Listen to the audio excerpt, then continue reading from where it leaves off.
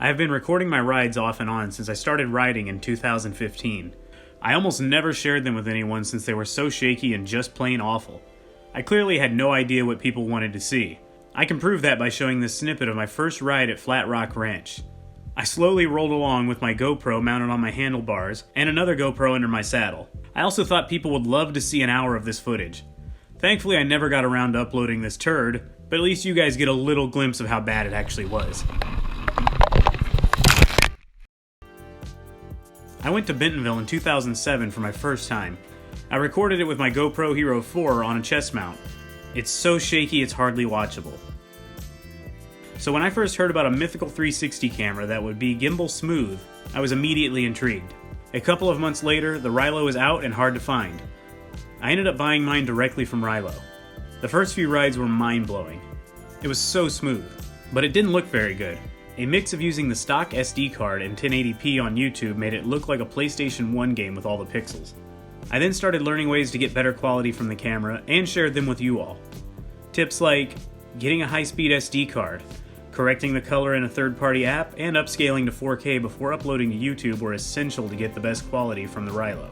If I had known that I would get hundreds of new subscribers just for this and my mediocre riding skills, I would have created a new account first.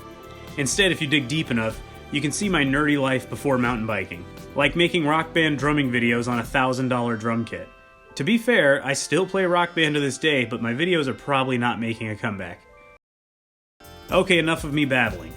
It's time to address the clickbait title. I'm moving on from the Rylo.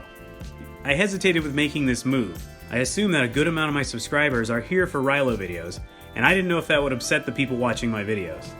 After thinking about it for a while, I realized the Rylo has probably reached its peak now. I don't think there are any more major firmware updates coming, and I think I've done all I can to get every last bit of video quality from the camera. The other reasons I'm moving on are the exporting process. It takes too long to get the videos off the camera, even with the desktop software. I'd spend a solid hour exporting my footage to my computer. The video quality.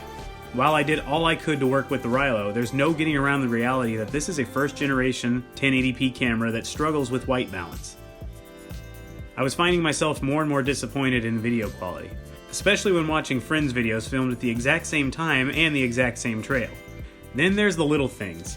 Like I couldn't charge all three of my batteries at once. I'd have to swap them in and out of the camera and wait for each one to charge. Yes, Rylo did release an external battery charger, which was a request of mine, but it was just a little too late for me.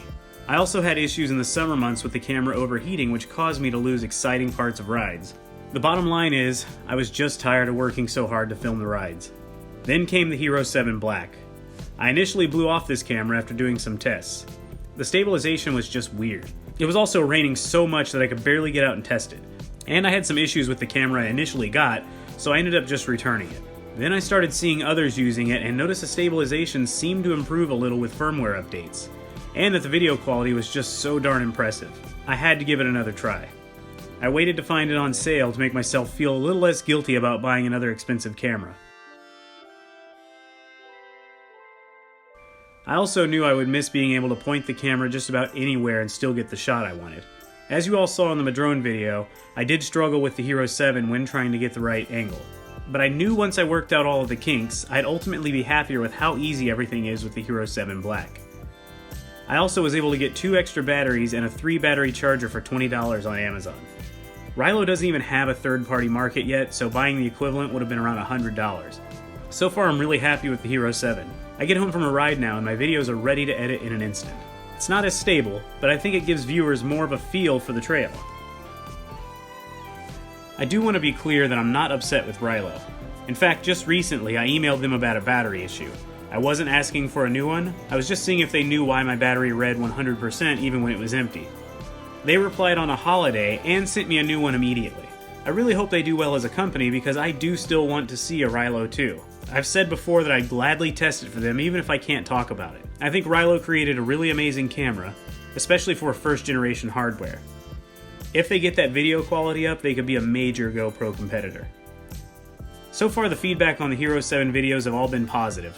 I do plan to make a few videos on the Hero 7 settings, and maybe some tips. Also, I'd like to review the extra batteries I bought. Hopefully I won't lose too many subscribers by moving on from Rylo. I do plan to put more effort into editing these videos now that I'm not spending as much time exporting footage.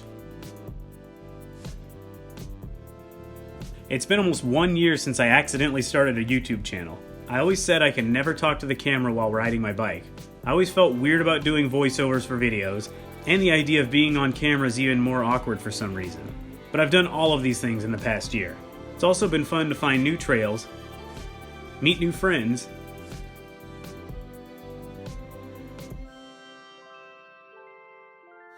and even some YouTube celebrities along the way.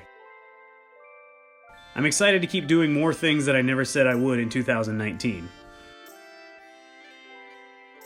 Click subscribe if you haven't already, give the video a thumbs up if you liked it, and thanks for watching.